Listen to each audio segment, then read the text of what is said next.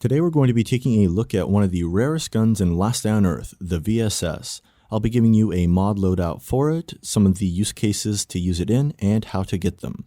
So to start off, the VSS is about as rare as the SCAR, and check that video out if you're interested in other rare weapons. You can occasionally get them in floppy disk crates. Here's an example of a floppy disk crate where I got a VSS, but the chances of you actually getting them in these crates is pretty low. Another decent way to get these is by leveling up season passes, and this is a screenshot of one of the current seasons where you could actually earn a VSS for free in the season pass. Those are the best ways to get your hands on them, and when you use them, it's really a good idea to not just use them in standard bunker alpha or to use them on the blind one. Granted, they can really burn through that content, but you want to be saving these things up to use on the most difficult content in the game. One of the core things about the VSS is that it has really good range. As you can see, when we see that cocoon's HP bar, it means that we are able to fire on it. Now, if I switch over to an AK, you see that the range is a good bit shorter than the VSS.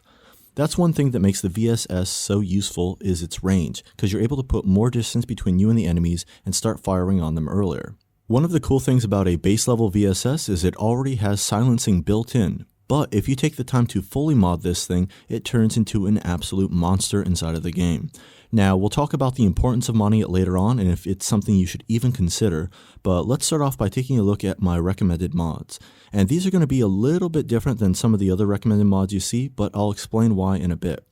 So I've got Apatow 1 for the damage and crit damage, double magazine for just that little bit of extra durability there.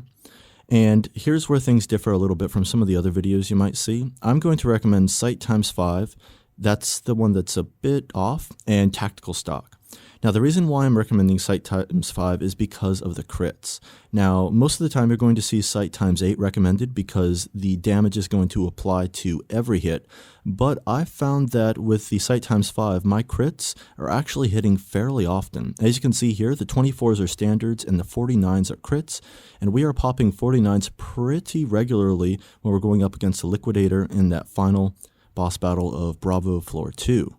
So I found that the crits actually I think do add up. I don't have the x8 to do a comparison of the damage over time, but I do think that they are very close if anything.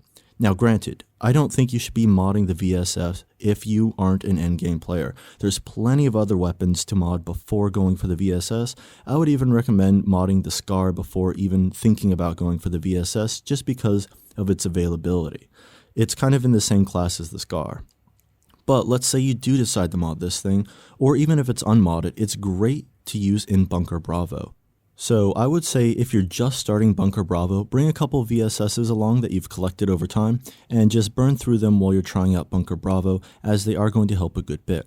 Now I'd recommend doing this method of stepping away a few steps and then firing, as you kind of get a little bit of an animation cancel there.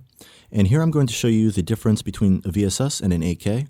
As you can see, the VSS took a little bit of time to take out the Riot Zombie, whereas the fully modded AK ripped right through it.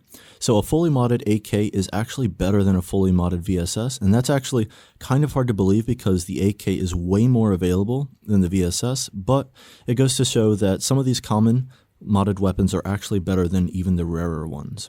So in summary, I would not recommend modding the VSS unless you are an endgame player.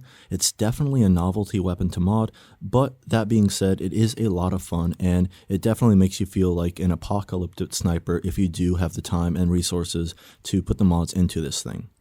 Thank you so much for watching this informational Last Day on Earth video. I've got tons of other informational videos on Last Day on Earth in my Ldoe log playlist, and consider checking that out if you're into the style of this video. Thanks again, and have yourself a great day.